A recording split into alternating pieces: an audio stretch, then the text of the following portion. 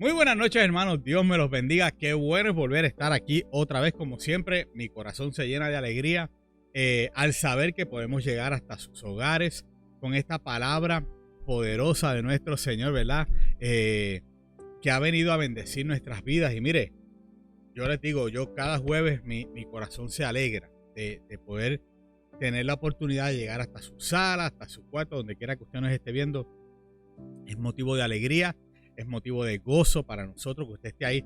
Y yo espero que usted esté con su familia también, que usted no esté solito. Traiga o sus amigos, invita a 2 o 3 amigos los jueves a su casa, prepare algo de comida y mire, cositas para picar y invítelos para que todos juntos puedan recibir esta palabra que sabemos que es de bendición. La palabra del Señor transforma el corazón, la palabra del Señor transforma las vidas. Así que yo lo invito a que usted haga de estos estudios bíblicos un momento evangelístico. Invite a gente a su casa, familiares, gente que no conoce al Señor, para que venga a escuchar la palabra del Señor. Hoy comenzamos una nueva serie de estudios bíblicos titulada, sin duda, 6 cosas de las que podemos estar seguros. Sin duda alguna. Son 6 cosas de las que podemos estar seguros. Yo espero que los 6 estudios bíblicos acerca de la vida de Elías hayan sido de bendición para usted. Si fue de bendición, pues mire, póngamelo ahí en el chat, escríbame: pastor, esa serie me gustó, fue de bendición, la compartí con alguien, qué sé yo, pongo un testimonio bonito ahí en el chat si la serie de Elías fue de bendición. Y esta yo sé que va a ser de bendición, porque vamos a estar hablando de cosas que a veces pasamos por alto o dudamos de ellas. No, son 6 cosas que vamos a estar seguros de ellas. Y yo quiero hacer un alto, como siempre hacemos, para recordarle: vaya a nuestra página en Facebook y dele like, apriete el botoncito de me gusta o de like, y no solo eso, vaya al botoncito que dice compartir o share, tóquelo, póngalo como una publicación en su página y así todos sus amigos van a poder recibir esta palabra también. Si está en YouTube, pues entonces simplemente tiene que suscribirse a nuestro canal, tocar la campanita, para que así cada vez que subamos contenido a nuestra página en YouTube, pues usted pueda recibirlo.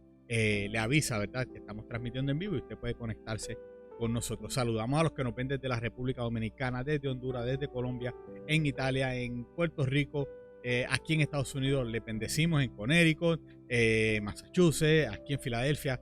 Los que nos ven de diferentes lugares, les bendecimos en el nombre del Señor y esperamos que otra vez este estudio sea de bendición para ustedes. 6 cosas de las que podemos estar seguros. Y hoy vamos a empezar a hablar de que podemos estar seguros del perdón. Mire, cada día nos encontramos con muchas personas que creen que poseen la verdad, pero son solo cuestiones teóricas. Pocas veces podemos ver lo práctico de esa supuesta verdad, que es lo que necesitamos para enfrentar la vida cristiana. Entonces, Juan, el apóstol, de hecho, esta serie está basada en la primera carta de Juan. Si usted quiere ir leyéndola desde ahora, lo puede hacer, lea la completa, porque de esto vamos a estar hablando durante estas 6 semanas. Juan el apóstol se encarga en esta primera carta de transmitir desde su corazón, desde su experiencia, como un anciano que ya es, cómo lograr, ¿verdad?, poner en práctica lo teórico, cómo vivir la vida cristiana, cómo vivir la enseñanza cristiana. Él, usted sabe que vivió con Jesús todo el tiempo de su ministerio, estuvo con Jesús ahí, fue de los primeros discípulos que Jesús llamó a Pedro, luego llamó a Juan y a su hermano Santiago, los hijos de Zebedeo. O sea, él estuvo todo el tiempo ahí y ejerció como pastor todo el resto de su vida, hasta que, pues por su fe, sabemos que fue ejecutado. Y pues, con tales antecedentes, es fundamental conocer su primera carta, pues no nos muestra solo la teoría. Otra vez, Juan nos va a enseñar desde su propia vivencia. ¿Para qué? Para que podamos llegar a ser un creyente maduro, cristianos maduros, capaces de proyectar la fe basado en una relación de excelencia con Dios. ¿Ok?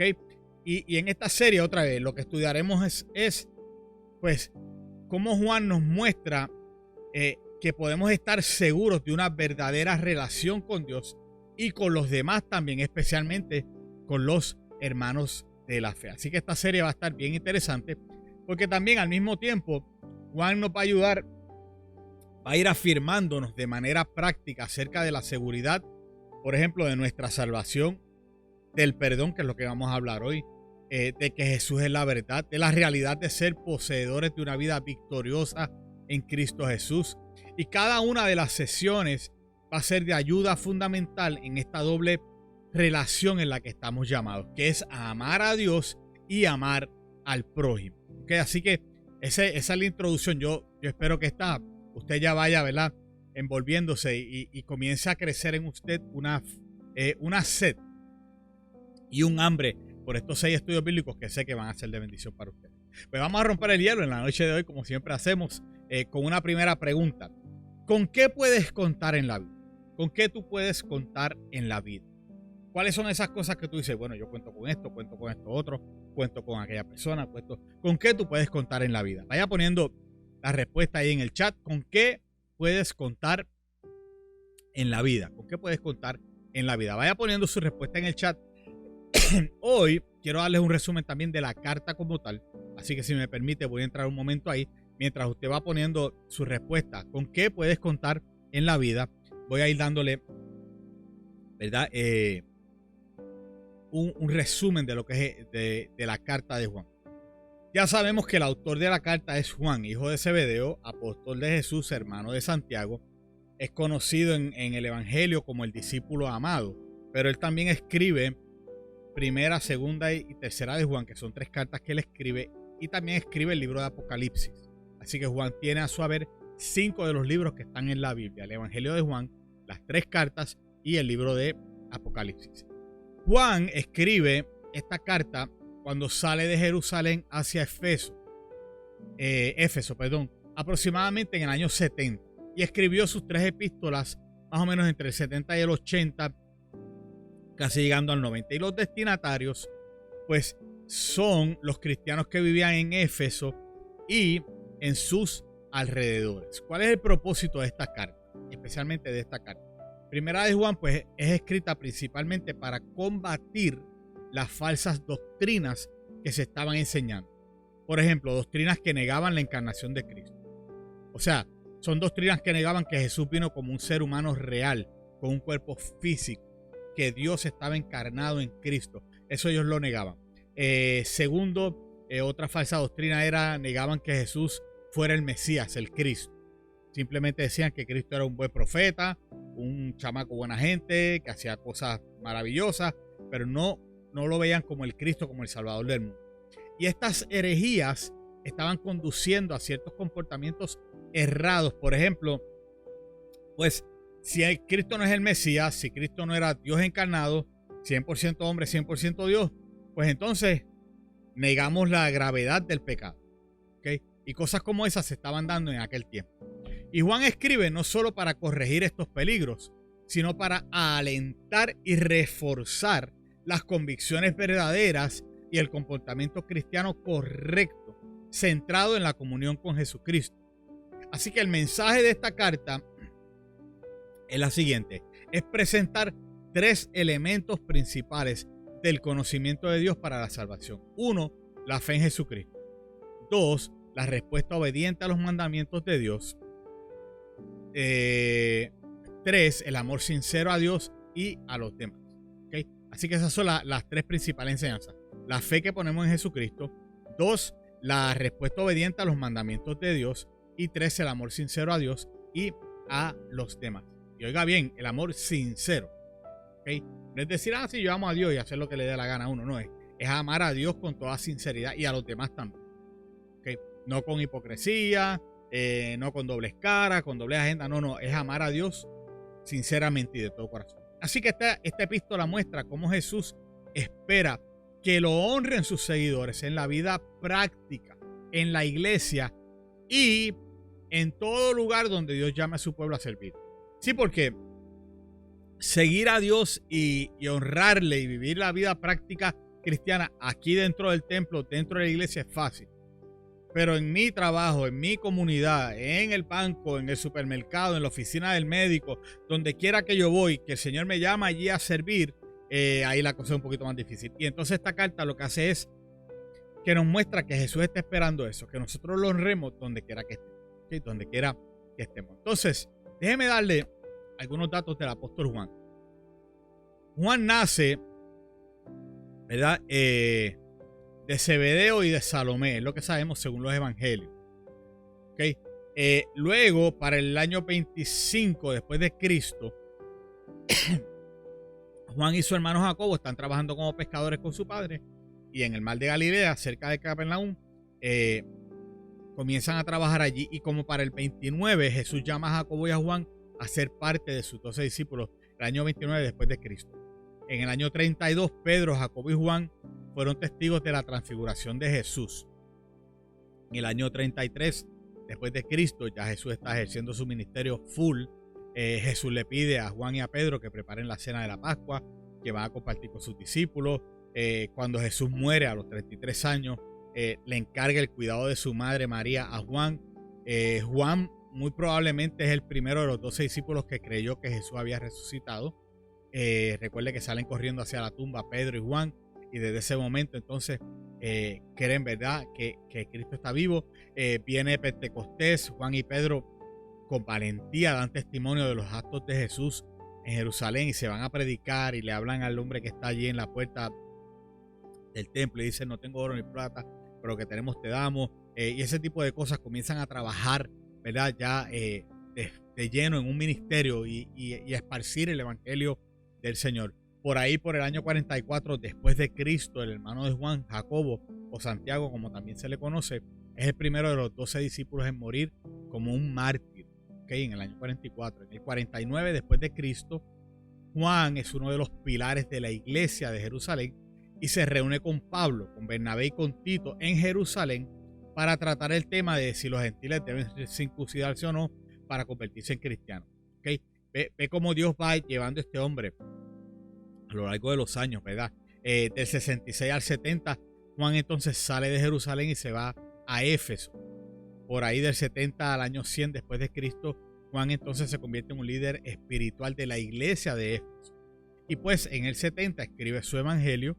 Por ahí por el 80, como les dije ahorita, escribe las cartas, la primera, la segunda y la tercera carta. Y en el 95 después de Cristo, Juan es exiliado a la isla de Patmos. Y todos sabemos que desde allí entonces escribe el libro de Apocalipsis. Todos estos son detalles que quise darles, ¿verdad?, acerca de la carta para que tengamos un overview, ¿verdad?, un resumen, una vista, ¿verdad?, más amplia de todo lo que está pasando en relación a Juan y a estos escritos que él hace. ¿Okay? Recuerde que ya hicimos la primera pregunta, vaya dejando sus comentarios ahí en el chat. ¿Con qué puedes contar en la vida? ¿Con qué puedes contar en la vida? Como les decía, hoy vamos a hablar sobre estar seguros del perdón. Seguros del perdón. Y la idea central para hoy es la siguiente: somos perdonados cuando confesamos nuestro pecado. Somos perdonados cuando confesamos nuestro pecado. Y el pasaje bíblico de hoy lo vamos a encontrar en Primera de Juan, capítulo 1, verso 5. Y vamos a ir leyendo hasta el capítulo 2, verso 2. Juan, capítulo 1, Primera de Juan. ¿Okay? No lo busquen en el Evangelio, porque no estamos en el Evangelio, estamos en la carta de Juan. ¿Okay? Primera de Juan. Y se le hace difícil, vaya hasta Apocalipsis y vire para atrás para encontrar Judas y luego encontrar las tres cartas de Juan. Primera de Juan. Primera de Juan, capítulo 1. Vamos a leer del verso 5 en adelante y lo vamos a llevar hasta el capítulo 2, verso 2. Y dice así la palabra del Señor.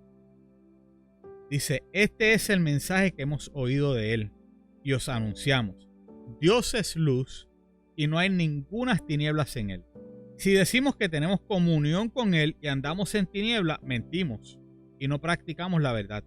Pero si andamos en luz, como él está en luz, tenemos comunión unos con otros y la sangre de Jesucristo, su Hijo, nos limpia de todo pecado. Si decimos que no tenemos pecado, nos engañamos a nosotros mismos y la verdad no está en nosotros. Si confesamos nuestros pecados, él es fiel y justo para perdonar nuestros pecados y limpiarnos de toda maldad.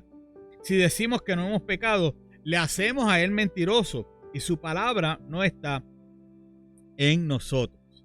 Hijitos míos, capítulo 2, verso 1. Hijitos míos, estas cosas os escribo para que no pequéis. Y si alguno hubiere pecado, abogado tenemos para con el Padre, a Jesucristo el justo. Y Él es la propiciación por nuestros pecados, y no solamente por los nuestros, sino también por los de todo el mundo. Por los de todo el mundo. Hermosa palabra de nuestro Señor. Mire, hermano, los seres humanos, todos los seres humanos, somos por naturaleza pecadores y rebeldes. Y el resultado lo podemos sentir en la vida.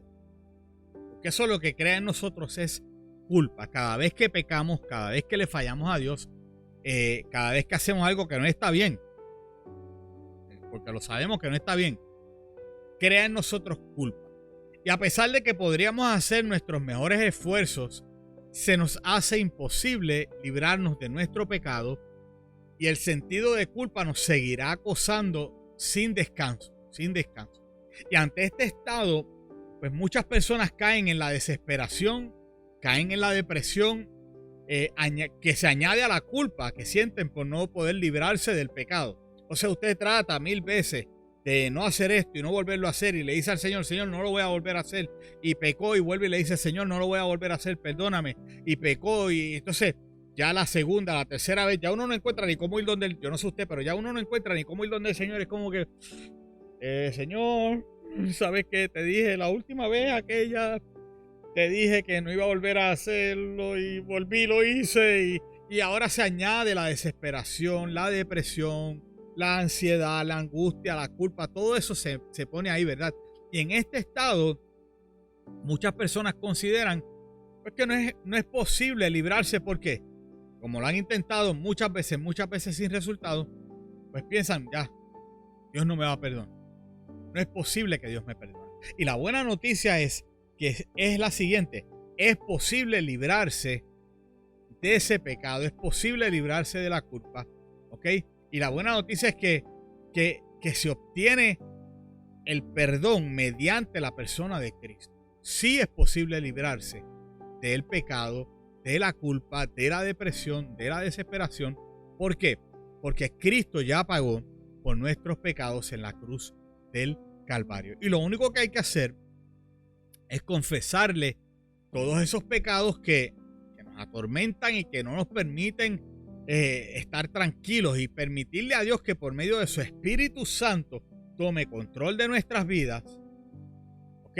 Pero eso se da si nos volvemos a Él, eso se da si nos arrepentimos realmente y pues si lo hacemos podemos estar completamente seguros, lo dice el texto que leímos, de que somos perdonados y que podemos sentirnos libres de toda culpa en el nombre poderoso de Jesús.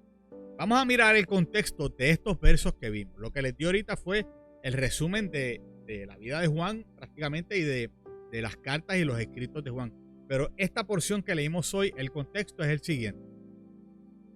Al comenzar esta sección, Juan deseaba dejar claro el concepto de que Dios es luz y que Jesús es la manifestación de esa luz. La relación que los creyentes deben tener con Dios pues es estar alejados de la oscuridad que representa el mal, el error, la imperfección. Los miembros de la iglesia que Juan pastoreaba afirmaban que vivían en una íntima relación con Dios, pero ¿qué hacían? Andaban en la oscuridad. Con sus bocas decían una cosa y con sus vidas hacían otra. Entonces había una disparidad, había una contradicción. Y Juan le está hablando a esta gente y le está diciendo, ustedes necesitan andar en la luz y arrepentirse para ser perdonados. Entonces Juan se prepara en estos primeros versos para darles a conocer a ellos, mira, tú dices que andas en luz, tienes que andar como anduvo Jesús, tienes que andar en esa luz, no puedes seguir viviendo en tinieblas y haciendo lo que te da la gana. ¿Okay? Vamos a orar en la noche de hoy para entonces entrar ya de lleno a el estudio bíblico sobre estos primeros versos que leímos hoy. Yo sé que hasta ahora he dado ya mucho material, ¿verdad? Pero quería dejar esta introducción ya lista desde ahora para los próximos 6 estudios bíblicos que vamos a tener. Oramos al Señor Padre, te damos gracias por tu amor, gracias porque eres bueno y gracias porque tú eres luz. Gracias porque un día tu luz alumbró nuestro camino. Andábamos en oscuridad, y tu luz vino a alumbrar nuestras vidas, Señor.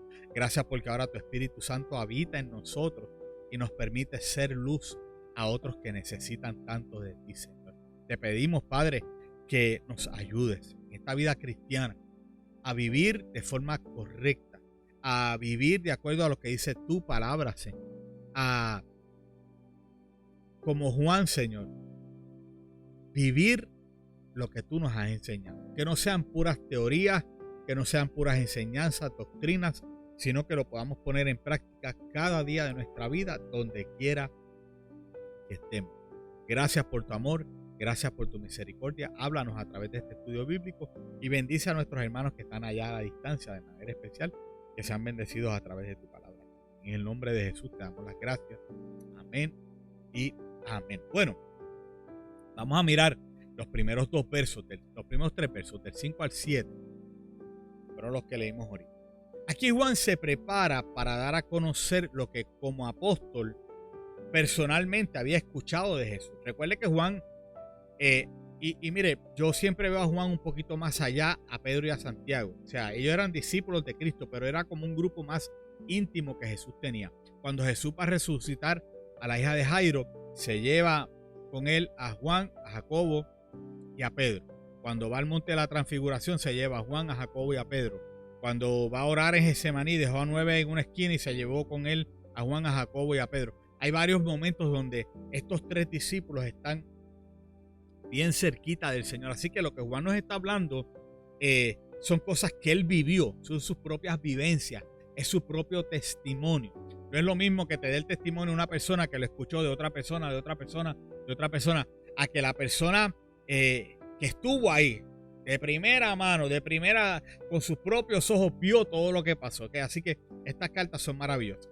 Y pues como él había dicho antes, desde el verso 1, léalo después en su casa, él lo habla con profunda convicción y lo dice con profunda convicción, lo que había oído, lo que había visto, lo que había contemplado y lo que había palpado. ¿Okay? Así que aquí lo que Juan está haciendo notar es que todos sus sentidos estaban alertas a las enseñanzas de Jesús. De modo que lo que él nos va a enseñar es la verdad absoluta, que Dios es luz y en él no puede haber nada que sea oscuro. Nada que sea oscuro. Y con la expresión Dios es luz, quiere denotar que Dios es completamente santo. Eso es lo que está hablando Juan aquí. O sea, que en Dios no existe nada feo, nada malo, nada que sea cercano al mal. Él es la perfección moral absoluta. Todos los que mantienen, en el verso 6, él dice, todos los que mantienen comunión o tienen una relación personal con Dios, por lógica, andarán en la luz. Porque si Él es luz y tú tienes una relación con Él, se supone que tú andes en la luz. Entonces Dios no los va a poder conducir por otro tipo de camino, sino por el camino de la santidad. Como Él es luz, Él nos va llevando hacia esa luz. ¿Okay? Por esa santidad. Y por santidad, y esto lo hemos hablado en otras ocasiones, entendemos que somos apartados, separados del mal. Separados del mal, de lo malo. Para vivir cada día en la perfección moral que Dios representa. Andar en las tinieblas entonces es andar en todo lo que es contrario a Dios. El domingo hablábamos de cómo el enemigo viene a tentarnos, cómo viene a sacarnos de ese camino de la santidad, ¿verdad? Si usted no ha visto el servicio, va a aparecer un link aquí arribita, mire, tóquelo o espera que se acabe el servicio, vaya a nuestra página en YouTube o aquí y escuche ese mensaje del domingo. El domingo hablamos sobre cómo es que el enemigo comienza a tentarnos, ¿verdad? Para sacarnos del camino del Señor. Así que andar en la oscuridad es seguir al mundo, seguir a Satanás, vivir una vida contraria a todo lo que dice la palabra del Señor. Entonces es imposible que alguien pueda andar en la luz y en las tinieblas al mismo tiempo. El domingo hablábamos que tinieblas, oscuridad, no es la ausencia de... las tinieblas y la oscuridad es la ausencia de luz. ¿Okay? Como no hay luz, pues hay oscuridad. Cuando llega la luz, las tinieblas tienen que irse. Por eso es que es imposible que alguien pueda andar en la luz y en las tinieblas a la misma vez. No se puede ser santo y a la vez continuar con una vida de pecado. ¿Okay? Cabe la posibilidad de que alguna persona diga que anda en la luz, pero su vida muestre lo contrario. ¿Por qué? porque sigue haciendo cosas malas, contrarias a los deseos, ¿verdad? A lo que Dios desea. Y también lo hablábamos el domingo, que cada uno peca de acuerdo a, ¿verdad?, su concupiscencia. Y dijimos que concupiscencia son esos deseos hacia las cosas que Dios no quiere, hacia lo que es contrario a lo que Dios desea para nosotros. Entonces hay gente que dice que está en la luz y vienen a la iglesia y andan con su Biblia, se saben un montón de textos bíblicos de memoria, pero su vida lo que muestra es todo lo contrario. ¿Okay? Viven una vida que cuando usted lo mira y lo compara con la gente que no conoce a Dios, pues se parece más a esos que a lo que Dios dice que nosotros debemos ser. Y en ese caso, eso lo convierte a esa persona en un mentiroso. Eso es lo que Juan está diciendo. Y es mentiroso sencillamente porque es que no es posible decir que eres santo y seguir viviendo en pecado, decir que estás en la luz y seguir viviendo en las tinieblas. Obviamente que el que vive en estas condiciones pues no está en la luz. Punto. En otras palabras, no es un hijo de Dios. El verso 7 dice que al andar en la luz, esto es, al estar en comunión con Dios, hay evidencias que no pueden ser pasadas por alto. Juan va a pasar del terreno espiritual al práctico. A mí me gusta porque Juan dice, es que esto hay que vivirlo, hay que llevarlo a la práctica todos los días. Esto no se puede quedar en lo teórico. Para ser un verdadero hijo de Dios, no solo hay que decirlo, hay que demostrarlo. ¿Okay? Hay que demostrarlo. ¿Y cómo es que se hace eso? Pues mire, número 1, estando en santidad con los hermanos. Eso es lo primero. Estando en comunión con los hermanos. En comunión con los hermanos. Ya Juan lo venía anunciando desde el verso 3. Que lo que expresaría sería que tuvieran comunión los unos con los otros. De manera que no se trata de un asunto de menos importancia, pues la manera de mostrar la relación auténtica con Dios es estando bien, una buena relación con los hermanos. No me diga que usted está en luz y a la misma vez usted se pasa chismeando y murmurando de los demás hermanos, porque eso no concuerda, no cuadra una cosa con la otra. Número dos, la eficacia de la sangre de Cristo. Que estas son las dos cosas que nos ayudan, ¿verdad?, a llevarlo a lo práctico. Para ser un verdadero hijo de Dios, no solo hay que decirlo, hay que demostrarlo. Y se demuestra cómo.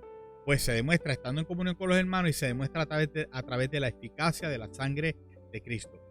Es posible que alguien aún se encuentre en esta dicotomía de la luz y las tinieblas, tratando de ser santo, pero con las cosas del mundo que le gustan y entonces no puede deshacerse de ellas porque aún le producen placer, ¿verdad?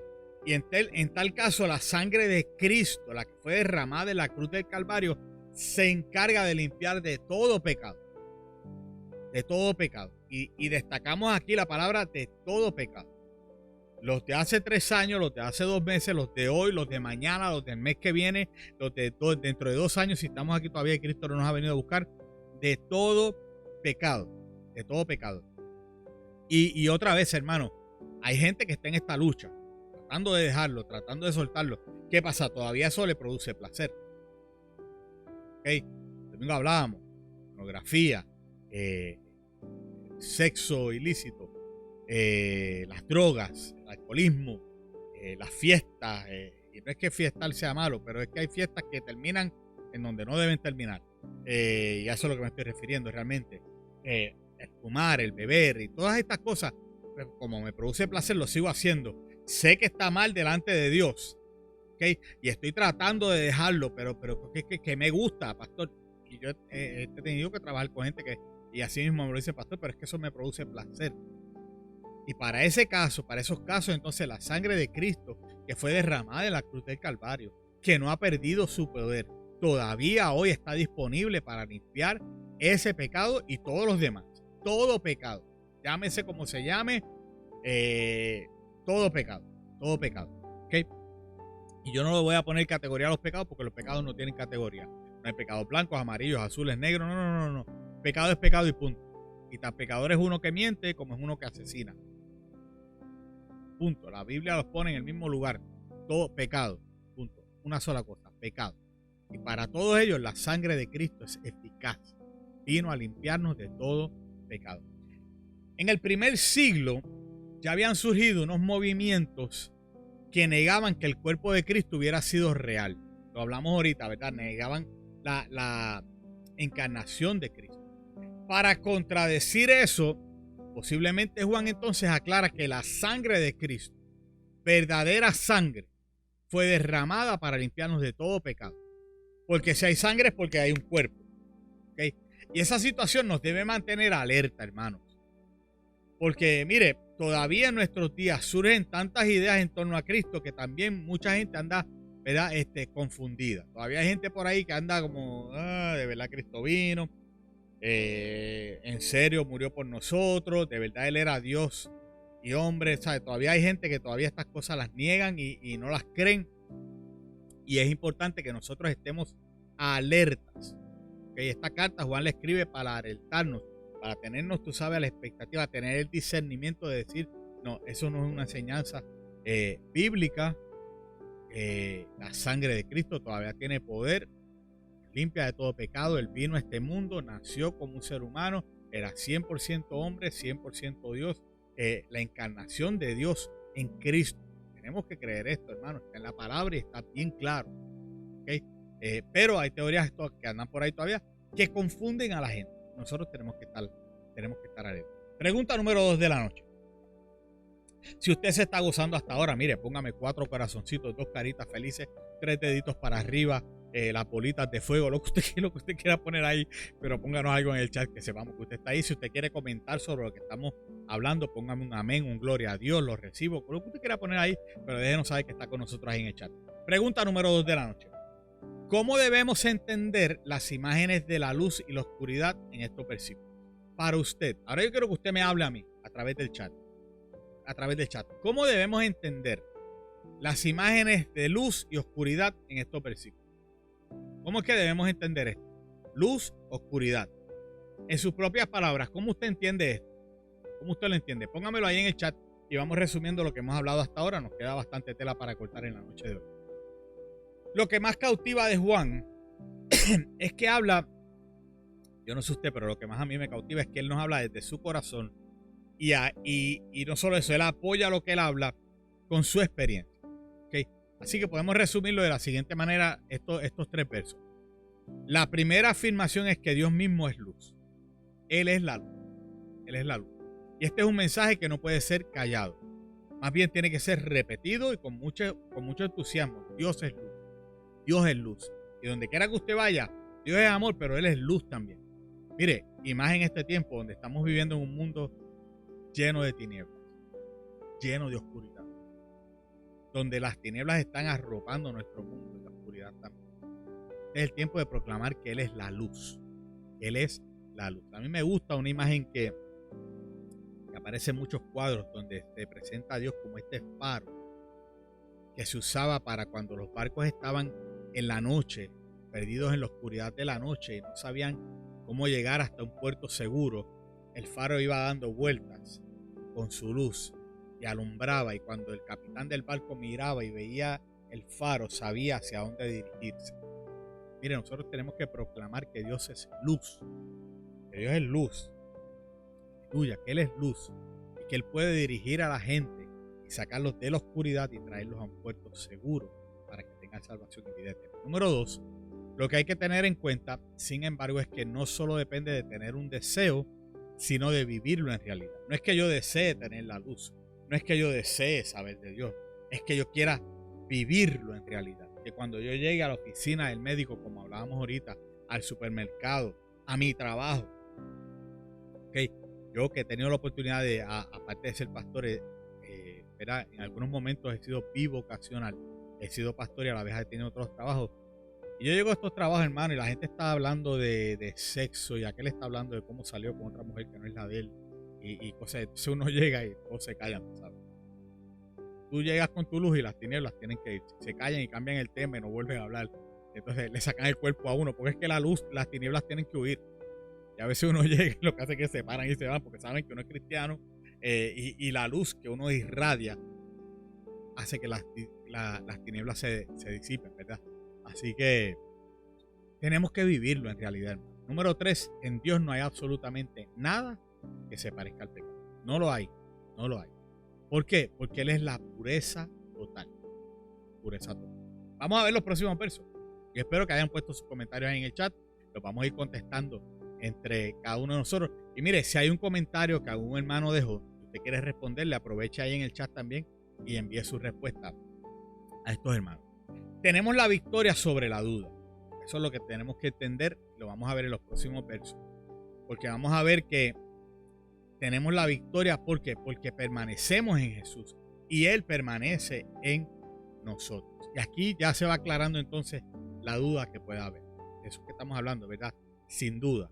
Sin duda. 6 cosas de las que podemos estar seguros. Y ahora en estos versos del 8 al 10 vamos a ver que no hay duda alguna de que podemos tener perdón en el Señor. Por nuestra naturaleza humana, otra vez, todos somos pecadores. No hay ni siquiera uno que no lo sea. ¿Okay? Partiendo de esa base, de hecho, nadie puede asegurar que no lo es. Romanos 3:23, usted lo conoce. Por cuanto todos pecaron, están destituidos de la gloria de Dios. Merece lo completito. Tengo aquí. Me traje mi Biblia no me traje la digital. Algunos deben estar diciendo, wow, el pastor volvió a la Biblia de papel. Aleluya. Pero si usted la mira, está bien chavita, porque esta es la que yo uso para estudiar en casa. ¿Okay? La digital la uso para moverme por aquí, por ahí. Dice, por cuanto todos pecaron y están destituidos de la gloria de Dios. Pero dice, siendo justificados gratuitamente por su gracia mediante la redención que es en Cristo Jesús. Así que quien se atreva a afirmar que no tiene pecado, se autoengaña. Eso es lo que Juan está diciendo. Y no es poseedor de la verdad. O sea, Juan le está diciendo, tú eres un mentiroso, un embustero. Que todos somos pecadores. Tal afirmación es una mentira. Decir que yo no tengo pecado. No, aunque muchos quisieran que no fuera así, ¿verdad? Pero hay gente que hasta se ofende con la sola declaración. Por eso es que hoy en día se ha diluido el evangelio. Y hay iglesias que solo hablan, ¿verdad? De que eres victorioso en el Señor, de que somos más que vencedores, de prosperidad, de victoria, de triunfo. Y se vende este evangelio donde todo está bien, no hay problema. Y no, todos somos pecadores. Mañana al salir del culto vamos a volver a pecar y necesitamos la gracia de Dios. Y de acuerdo con este versículo, del verso 8 de Juan, desde el momento de la conversión, Jesucristo nos limpia de todo pecado. Hablamos ahorita de los cometidos y de todos los que pudieran cometerse en el futuro, de los que hacemos a sabiendas y los que hacemos ¿verdad? Simplemente porque nuestra naturaleza pecaminosa. Hay pecados que los hacemos porque sabemos que lo vamos a hacer. Punto. Pero hay pecados donde metimos la pata y decimos, oh my God, ¿qué yo hice? ¿Okay? Entonces, ¿qué pasa? Cuando nos convertimos, Dios perdona todos nuestros pecados. Somos hechos aceptados por Dios. Lo que se requiere ahora es que seamos sinceros con Dios en confesarle todas nuestras faltas. Cada vez que usted falle, tiene que ir donde Dios y confesarle los pecados, incluso aquellas que nos gustan.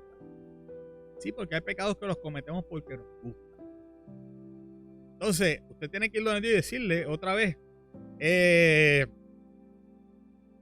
fallé, metí la pata, my fault, ¿ok? Porque de esa manera estaremos manteniendo el camino de comunicación sin obstáculos. Estaremos manteniendo una comunicación con Dios. Mire, ¿usted se cree que usted puede engañar a Dios? No, Él conoce lo que hay en nuestro corazón, conoce lo que hemos hecho. Así que lo mejor es que usted sea sincero con Él y le diga, Señor, esto fue lo que hice, perdona. También hay que considerar que de todos modos, ¿verdad? Y otra vez, no le podemos ocultar nada a Dios. Todo Él lo sabe. El verso 9 nos va a decir, de hecho, comienza con un sí condicional. Porque están los que nunca confiesan sus faltas. O porque no se atreven o porque prefieren no comprometerse con lo que consideran que no podrán cumplir. O simplemente porque Dios les es indiferente. Hay gente que pues no confiesa sus faltas porque, pues mira, yo no creo que a Dios le interese y yo tenga que darle cuentas a Dios. Whatever. Hay otros que dicen, yo no me atrevo a decir que lo hice. Confesarlo. Hay otros que no lo hacen, pues otra vez, porque no se quieren comprometer. Porque arrepentimiento es que tú le vas a dar una vuelta de 180 grados y tú ibas por este camino y tú le das un giro de 180 grados hacia el otro camino y decides no ir más por ese camino y no hacerlo otra vez. Entonces eso es un compromiso que tú vas a hacer con Dios, de no volverlo a hacer. Entonces hay gente que dice, no, esto está difícil. Porque es que si le vuelvo a fallar a Dios, ¿qué voy a hacer? Entonces tenemos que entender que la fidelidad y la justicia de Dios deben hacernos estar seguros de que si confesamos nuestros pecados, Él nos limpiará de eso, a pesar de lo grave que sea ese pecado. ¿Por qué? Porque es una promesa suya, hermano. Y además es una promesa inclusiva. No hay nada que Dios no pueda y no quiera limpiar de nuestra vida. Y esta promesa debe ser liberadora para dejarnos tranquilos, en paz. No para seguir pecando, sino para no sufrir pensando, ¿de verdad Dios me perdonó o no me perdonó? ¿Me volverá a perdonar o no me va a perdonar? Mire, hermanos, no debemos dudar. La palabra dice aquí que debemos estar seguros de que Él nos limpia a través de su sangre de todo pecado. Además, dice ahí que si le confesamos algo a Dios, pues mire, no es preciso seguir pidiendo por el mismo pecado, porque eso sería poner en duda su perdón. Si usted no puede seguir diciéndole a Dios, Señor, es que hace 3 años, tú sabes lo que yo hice, ya Él te perdonó eso. Señor, la semana pasada, tú viste que hice esto otro, ya Él te perdonó eso. Entonces, la confesión debe ser definitiva. Confesar a Dios nuestro pecado y volver a cometerlo. Ahora, oiga bien esto, porque mire lo que le quiero decir. O sea, la confesión debe ser definitiva. Usted confesó, decidió ya no volver por este camino, sino que irse por este camino. Pues entonces usted tiene que mantenerse en eso. Y ahí es donde viene la parte fuerte, el compromiso real que debemos tener con el Señor. Porque confesar el pecado, Señor, mira lo que hice y no lo vuelvo a hacer, y virar y comprometerte con el Señor y volver a cometerlo porque te gusta y porque sería un abuso de la gracia.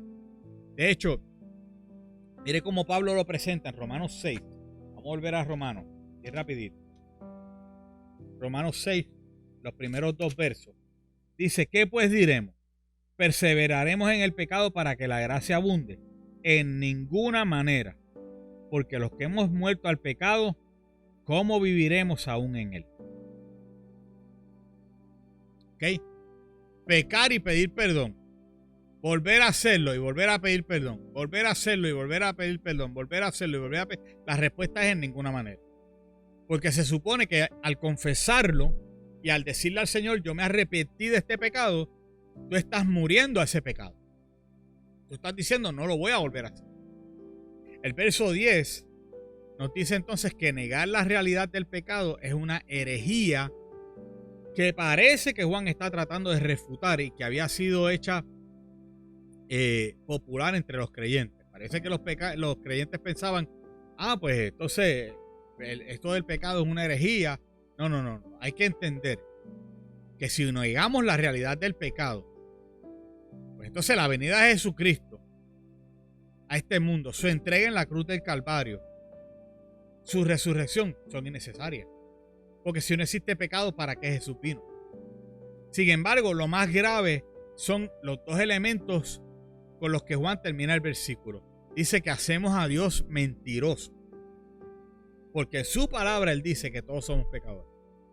Y si yo digo que el pecado no existe, que es una herejía, que es mentira, estoy negando entonces la obra salvífica de Cristo y estoy haciendo a Dios mentiroso. Eso está fuerte, hermano. Okay, Juan está hablando cosas muy fuertes aquí. De hecho, antes había dicho que decir que uno no es un pecador era un autoengaño. Y él ahora va más allá en esta gravedad. Dice que decir que no somos pecadores y que el pecado no existe hace a Dios mentiroso. No solo nos hace a nosotros mentirosos, sino a Dios. ¿Por qué? Porque Dios mismo afirma otra vez en su palabra que todos somos pecadores. Y esta es la gravedad que ni siquiera debería tener cabida en el pensamiento de nadie. Esto es algo que no debe caber en la mente de nadie. Su palabra no está en nosotros, dice Juan. Un paso más allá. Lo que Dios ha comunicado no está realmente internalizado en la vida. Quiere decir que tú no estás viviendo lo que dice la palabra. Quiere decir que tú dices que andas en luz, pero no has entendido la luz que es la palabra del Señor. No estás viviendo en la luz real. Dice tener lo que en realidad no tienes. Tú dices tener lo que en realidad no. No estás dispuesto a que el mandato de Dios sea el centro de tu vida. Y aquí la cosa se pone difícil. Vamos a la pregunta 3. Esta sesión se puso un poquito más seria, ¿verdad que sí? Vamos a la pregunta 3 de la noche de hoy. ¿Qué tú has encontrado desafiante acerca de aceptar el perdón? ¿Qué cosas tú has encontrado desafiantes, que te desafían, que tú dices, esto está fuerte, ¿cómo yo puedo hacer esto? Acerca de aceptar el perdón de Dios. ¿Sabe que mucha gente no quiere venir a la iglesia porque piensan, es que yo estoy mal, ¿para qué voy a la iglesia? Y es que no han entendido lo que es aceptar el perdón de Dios. Yo voy a entrar a la iglesia y se me va a caer el templo encima, la iglesia encima. Eso es lo que piensan. Porque no han entendido, encuentran desafiante esto de aceptar el perdón. Es que yo he sido muy malo en la vida. Las cosas que yo he hecho, Dios no me las va a poder perdonar. Entonces encuentran desafiantes el perdón. Ahora, en tu caso, ¿qué tú encuentras o qué has encontrado desafiante acerca de aceptar el perdón de Dios? Vamos resumiendo hasta aquí. Nosotros los creyentes tenemos que enfrentar sin excusas, hermano, la realidad del pecado y no podemos obviar. Juan nos indica que debemos reconocer que debemos, 3 cositas, vamos a mirarla. 1, no justificarnos. No justificarnos. La tendencia es de autoconvencerse de que no somos pecadores. Usted lo ve, hay gente que dice, pues eso no es tan malo nada. It's not a big of a deal. Eso no es muy malo. Además, eso no afecta a nadie. Yo me fumé eso yo solo. Eso no va a afectar a nadie. La mentira que yo dije, nadie se va a enterar si nadie se entera. Así que no es tan malo. Y la gente trata de autoconvencerse de que no es pecado y de que no son pecadores y de que están bien. Y se justifican. Hay otros que se justifican también de otra manera y dicen, no, lo que pasa es que yo lo hice por esto y por lo otro. Y buscan justificar el pecado. No. Juan nos va a indicar aquí que debemos no justificar. Porque no hay forma de justificarnos. Número 2, Juan nos va a decir, es un autoengaño.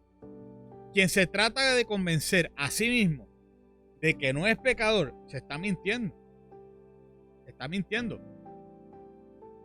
Pues en su fuero interno sabe que sí es un pecador. Tú sabes que está mal.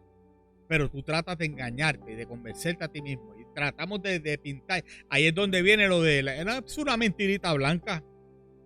Y empezamos a pintar los pecados de colores. No. ¿Okay? Juan nos va a decir, número 3, que no se posee la verdad. Simplemente no se posee la verdad. Quien actúa de la manera que ya hemos descrito, creyendo que no es un pecador, no tiene la verdad en su vida. ¿Okay? Siga poniendo sus respuestas ahí en el chat a la pregunta número 3. ¿Qué has encontrado desafiante acerca de aceptar el perdón? Vamos a mirar los últimos versos, ¿verdad? Que nos van a hablar entonces, nos van a ir a capítulo 2, nos van a llevar a entender que somos perdonados cuando dependemos de Jesús como nuestro abogado. Vamos a ir mirando. Capítulo 2, versos 1 y 2. Si nos quedamos con lo expresado en el capítulo anterior, alguien podría pensar que es imposible no cometer pecado. ¿Okay? Es cierto que en nuestra naturaleza inclinada al mal, la Biblia no nos, ¿cómo les digo? La Biblia nos lo confirma de manera categórica. Como está escrito, dice, no hay justo ni aun uno. Romanos 5:10. Ese era el verso que estaba pensando. No hay justo ni aun uno.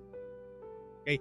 Y cuando miramos lo que Juan escribió, podríamos pensar, es imposible no cometer pecado. Todos vamos a cometer pecado. Y lo que Juan, como un anciano que es, y a mí me gusta porque ya en esta edad Juan ha vivido bastante para podernos aconsejar, lo que él hace es animarnos de manera amorosa a no pecar, a poner nuestro esfuerzo, ¿okay? A vivir de tal forma de que andemos con los radares prendidos para decir, no, yo no voy a caer en esta tentación, yo voy a vencer este pecado. Entonces, en el verso 1, el deseo profundo en el corazón de Juan es que nadie peque, para que de ninguna manera deliberada alguien se entregue a cometer pecado. Porque la sola conversión no nos hace invulnerables, blindados a no cometer pecado. Siempre vamos a ser proclives al pecado. Siempre vamos a estar inclinados al pecado. Nuestra humanidad no ha sido eliminada. Mientras estemos en este cuerpo de sangre, en este cuerpo de carne y sangre, mire, hermano, y van a estar esos deseos en nosotros, nuestra concupiscencia. Vamos a estar inclinados al pecado. Somos creyentes, pero seguimos siendo personas. Hay gente que dice, no, que estamos en el mundo, pero somos de este mundo. Y se creerán que son, qué sé yo, de Marte o de Júpiter. Seguimos estando en este mundo, seguimos estando en este cuerpo. Y este cuerpo tiene esa inclinación hacia el pecado.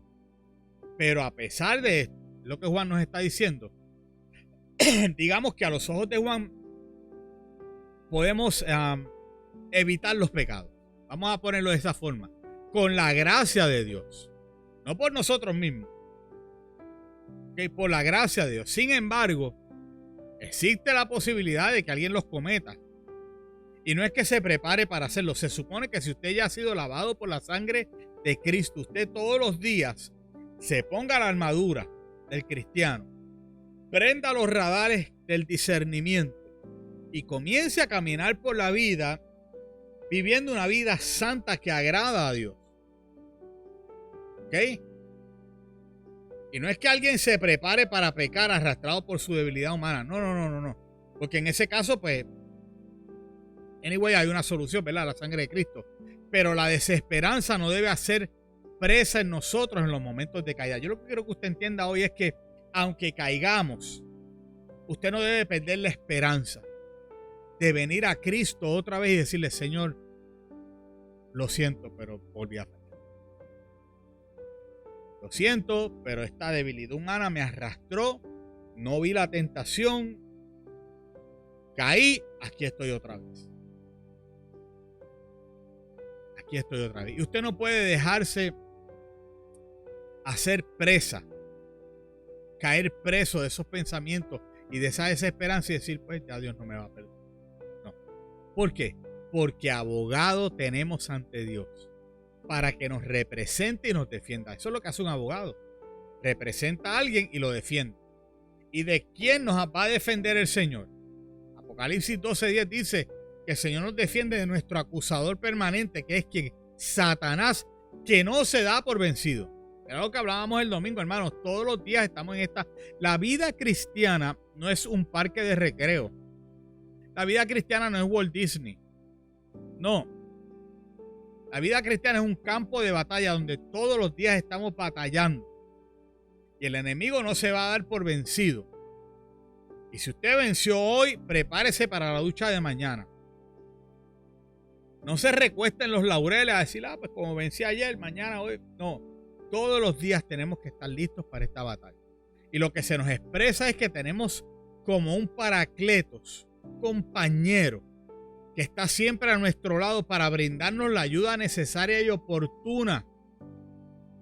Entonces podemos imaginar estar en una situación ante una corte y ahí está el enemigo acusándonos. Esto fue lo que hiciste ayer, esto es lo que hiciste hoy, estos fueron los pensamientos que tuviste hace un mes. Mira cómo obraste hace 3 años atrás, y empieza a acusarnos y nos saca el récord y nos empieza a decir todas esas cosas. Pero usted está tranquilo y usted tiene esperanza porque usted sabe que usted tiene al lado suyo, aleluya. Este estudio bíblico hoy está terminando como en predicación. Mi alma alaba a Cristo. Yo siento la presencia del Señor aquí, bien lindo. Usted está tranquilo porque usted sabe que usted tiene a su lado a un abogado, aleluya, que nos va a representar y nos va a defender. Y que se va a parar frente a un juez que es Dios y le va a decir, ¿sabes qué? Tú sabes que yo fui una cruz. Y allí derramé mi sangre. Y mi sangre borró todos esos pecados. Aquí está el nuevo récord, la nueva acta. El nuevo pacto que está firmado con mi sangre. Él es quien va a representar los argumentos suficientes a nuestro favor. Y nosotros tenemos que confiar en ese abogado, en su oficio, en lo que él va a hacer por nosotros. Y en este caso Jesucristo permanentemente lo hace ante el Padre Celestial por nosotros. O sea, lo que Juan está hablando aquí es que todo el tiempo Dios está delante del Padre. Señor, perdona a mi hermana Glenda. Señor, perdona a mi hermano Héctor. Señor, perdona, bendito, perdona a Pastor Félix. Señor, perdona a Carmencita, Señor, perdona a Artemio, Señor, perdona a Margarita, Señor, todos los días, todo el tiempo, permanentemente, permanentemente. Y es interesante porque el calificativo para Jesucristo que Juan agrega aquí es el justo. A mí me encanta. Dice que Él es el abogado, que Él es el justo. Abogado tenemos a Cristo, a Jesús, el justo. Y esto es de vital importancia, puesto que quien nos está defendiendo está sin pecado. De manera que su defensa tiene autoridad y poder absoluto. Y esta justicia es la que clama por amor ante el trono de la gracia, ante el Padre, a nuestro favor. Su justicia nos hace justo a nosotros. El verso 2 dice que Jesucristo es la propiciación por nuestros pecados. O sea, el sacrificio que Él hizo fue para pagar ante Dios. Porque el Padre dice, ok, diantre, y Satanás viene y nos acusa y Él lee, wow, todas estas fueron las cosas, pues tiene que morir. Y Jesús se para y dice, no, porque ya yo pagué por todos los pecados. El sacrificio que Él hizo fue para pagar ante Dios la deuda por nuestros pecados. La paga del pecado es la muerte, usted lo sabe. Pero el regalo de Dios, Romanos 6:23, el regalo de Dios, la dádiva de Dios, es vida eterna en Cristo Jesús. La sangre de Jesucristo es la única que puede borrar todos nuestros pecados. Y eso es lo que Juan está enfatizando aquí. Aparte de Jesús ser nuestro abogado, es quien ya pagó por nosotros. Porque cada pecado cometido por el hombre es una ofensa al Creador. Usted peca, quien usted está ofendiendo es a Dios, a ese juez. Y Él mira y dice, ok, aquí están todos esos pecados, tienes que morir. Tienes que morir. Pero Jesús se para y dice, no, lo que pasa es que ya yo pagué por él. Entonces podemos observar la universalidad del sacrificio de Cristo. Porque el texto dice que este sacrificio Jesús lo hizo por todo el mundo. Y aquí la expresión mundo, en la Biblia, mundo tiene varias connotaciones. En algunos casos se refiere a los valores del mundo, ¿okay? Al sistema mundo, cómo es que opera el mundo. Pero en este caso se refiere a la totalidad de las personas que habitan la tierra. O sea, los seres humanos que habemos en los de China, los de Rusia, los de Japón, los de República Dominicana, los de Puerto Rico, los de Colombia, los de Honduras, los de Italia, los de Estados Unidos, los de todo el mundo, los de Afganistán, los de Pakistán, los de todo el mundo. Aquí está hablando de las personas, de los seres humanos que habitan la tierra. Aquí no está hablando del sistema mundo, está hablando de los seres humanos que habitan la tierra. Así que este perdón no es exclusivamente para los creyentes, sino que está a la disposición de quienes por la fe se acerquen para hacer uso de él. Todo el que quiera el perdón de Dios, eso está disponible para ellos. Todos los que quieran la gracia de Dios, esa gracia está disponible para ellos. Y esto es lo que Pedro tuvo que comprender, que la salvación también era para los gentiles, porque en un momento dado ellos pensaban que esto era solo para los judíos. Y en Hechos 10:34, Pedro, déjenme buscarlo y se los leo bien rapidito, para que veamos cómo fue que Pedro entonces entendió esto. Hechos capítulo 10, el verso 34. Recuerda que Pedro va a casa de Cornelio y de momento Cornelio, que es un gentil, está con un montón de gente allí, y le dice, explícame esto de la salvación. Y cae el Espíritu Santo y empiezan a hablar en lengua y se forma un revuelo allí espiritual brutal, un culto, se armó un culto ahí, un avivamiento fuera de liga. Y entonces en el verso 34 él dice, entonces Pedro abriendo la boca dijo, en verdad comprendo que Dios no hace acepción de personas, sino que en toda nación se agrada del que le teme, leí hasta el 35, y hace justicia. Y hace justicia. Así que esta salvación, este amor y esta gracia está disponible para todo el mundo. Resumimos hasta aquí. Ha estado poderoso este servicio, ¿verdad? Este estudio bíblico. Qué bueno. Espero que se estén gozando ahí. Cuán amorosa es la manera como Jesús nos enfatiza la necesidad de no pecar. Juan, como ya es un anciano, se toma la libertad de tratar a sus posibles lectores como, a mí me gusta verlos, llama hijitos míos. Y a mí me da una imagen como este viejito que se sienta con sus nietos para educarlos y enseñarles. Lo que por extensión, ¿verdad? Cuando él dice hijitos míos, lo que por extensión nos deja con la idea de la forma en que Dios nos ve como sus hijos. Por lo que debemos tener siempre presente, 3 cositas tenemos que tener presentes y con esto resumimos en la noche de hoy. 1, tenemos que reconocer nuestros puntos débiles que no nos permiten estar a tono con Dios y en comunión con Él. Mire, y lo hablábamos el domingo, pídale a Dios discernimiento. Eso es algo que todos debemos tener y cada día, porque estamos exentos de ser tentados y de caer en la tentación. Así que pídale a Dios todos los días discernimiento, todos los días. Número 2, tenemos que recordar, tener presente que Jesucristo es nuestro abogado. El único acusador delante de Dios es Satanás, quien nos va a defender esto. Y número 3, tenemos que recordar que hay 2 aspectos que no deben ser pasados por alto. Número 3. Por un lado, es necesario que comprendamos que Jesucristo es la propiciación por los pecados, no solamente por los nuestros, y que sin lugar a duda también es propiciación a los pecados de todo el mundo. ¿Okay? A los creyentes, pero también de todo el mundo. Pregunta número 4 de la noche. Pregunta número 4 de la noche. Y ahora quiero que testifiques ahí en el chat y me digas, ¿cómo ha impactado tu vida el perdón de Dios? ¿Cómo ha impactado tu vida el perdón de Dios? Pónmelo ahí en el chat, déjanos saber cómo ha impactado tu vida el perdón de Dios. Recuerda, dejar las tinieblas, confesar el pecado y tener a Jesús como nuestro abogado y el que derramó su sangre para expiar nuestros pecados, no deja lugar a duda. O sea, cuando usted mira la obra, todo lo que hizo Jesús por nosotros, no debe dejar duda alguna en nuestra mente de que Él está ahí para perdonar.